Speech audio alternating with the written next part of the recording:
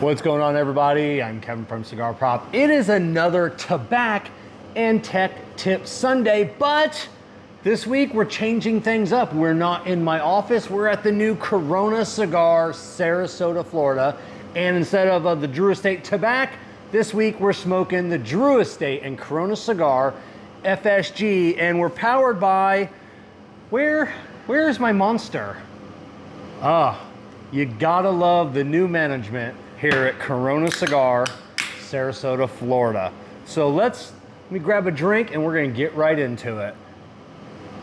All right, a lot of people don't realize that as technicians, as mechanics, there are so many rules and regulations we have to follow. Rules from my company on what we can and cannot do. Rules from the state of Florida, the Florida Department of Transportation for the state. And then we have federal guidelines that come into play with a lot of what we do. So there are a lot of times, and this week, and like I said, all our tech tips are always based on things that happen to me during the week, and I'd like to bring those up. We've had a lot of, not angry customers, customers that I tried my best to explain why we couldn't do something. So if you go into a repair shop and you come across some of these scenarios, don't be mad when they say we can't do that. You know, it's against company policy. It's against the law in some cases. It usually is. Several people this week bring us parts. Hey, I have a part that I would like you to install. And sometimes it's like, hey, while you're changing my oil, can you put this belt on? Well, no, unfortunately I can't. We've had people come in, hey, I have my own alternator. I know you guys, and they'll say, you guys charge way too much. I brought my own alternator. What do you charge me to put this in? Well, we don't do that. One of the reasons why we don't install customer supplied parts, there's two reasons. So one reason is our labor rate is set at such to where we add a little bit more on parts to keep our labor rate down. If we install your own part, we're making less money on our labor, but that's really not the biggest part of it. The biggest part of it here in the state of Florida, I don't know where anybody else and any other technicians in any other states, I have to provide you with a warranty on every single part I put in your car. Like I said, there are sometimes we got to get parts from a junkyard. You know, for older cars that no longer parts exist, I have to provide you with that warranty. I have to provide, so if you bring me your alternator, I have to give you some kind of warranty on that alternator. I have to give you some kind of warranty on that belt. I have to give you some kind of warranty on everything else. So if that part fails or something happens to that part, I have to eat it. I have to buy you another one out of my pocket. So if I sell you an alternator and that fails, the person that I bought that alternator from, they warranty that. It's a wash for me. I'm not out anything. But I'm out if I got to warranty out a part that you provided. Yes, it sucks, but we've had it happen in the past, and it's probably been about 20 years that we've had that policy because we've had issues in the past. Me personally, someone comes in, I would like to put this starter in the car. Do you know if the starter is bad? Yes, I've already diagnosed it. It's a bad starter. We put the starter in, still has the same issue, and now they're mad. Well, you know, just take the starter out and then I'll return it and put the old one back in. I will gladly do that. It's another 112, 100, whatever it does. Why are you charging me? I didn't diagnose the problem. You did, and then I just put the part in. Same thing, an alternator. You know, put an alternator in. 6 months later, that alternator fails.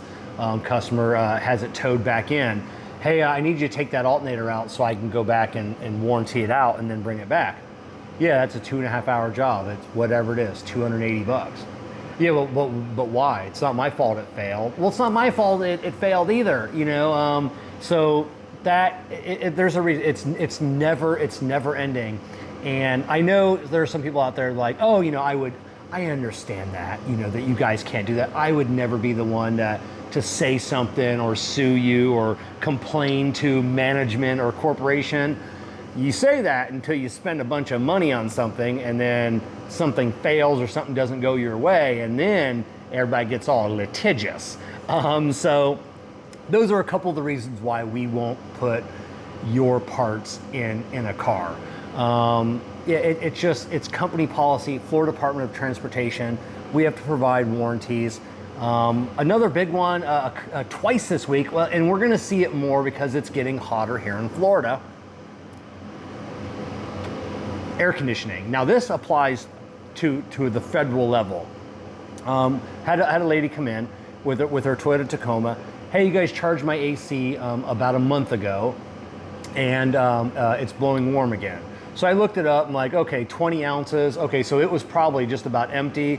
Then technician noted that no leaks were present at this time.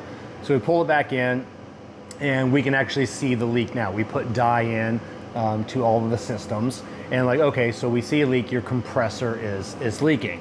Well, can you just go ahead and put some more Freon in it? I don't have that much money to replace the compressor. I can't do that.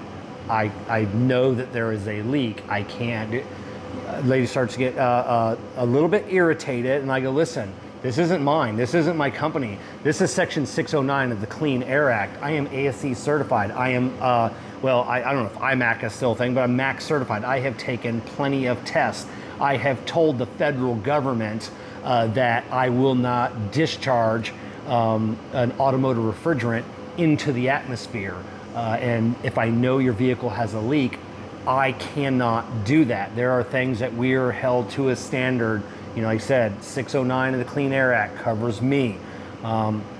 So yeah, we couldn't do it. She ended up getting the job repaired, and hopefully she's understanding. But we're going to come across that a lot more, you know, with this summer. And if we see a leak, we know there's a leak. We cannot charge an AC system. And neither should you. That stuff is bad for it's still bad for the ozone. Yeah, R134A is still better than R12.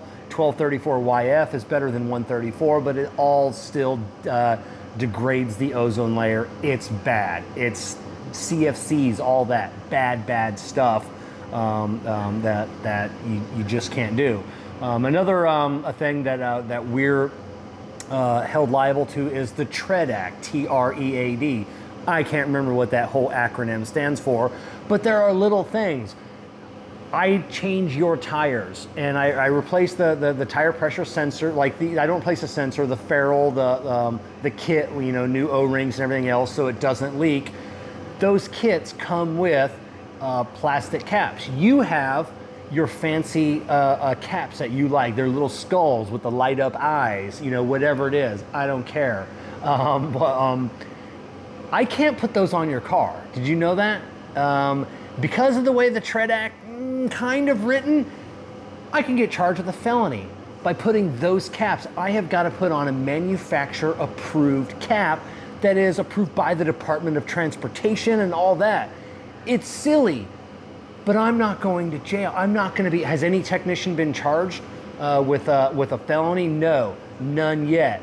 I'm not going to be the first. So when we tell you that we can't do some things because it's against the law, some of those things are silly. But I have a house, I have a car, I have a family that I have to take care of.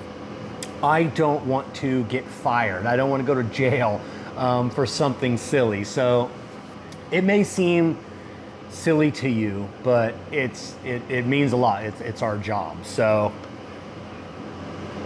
that's all we got for this week. I'm gonna sit here at Corona Cigars, Sarasota, Florida, finish my Drew Estate Corona Cigar FSG. We're gonna see you back next week for another, we'll be back with Tabak and Tech Tip Sunday, powered by Monster Energy Rehab. And if you're in the Sarasota area, you gotta check it out. Not officially open yet. I'm kind of up here on the VIP on the DL. So all right, cats and kittens, remember, smoke FSG.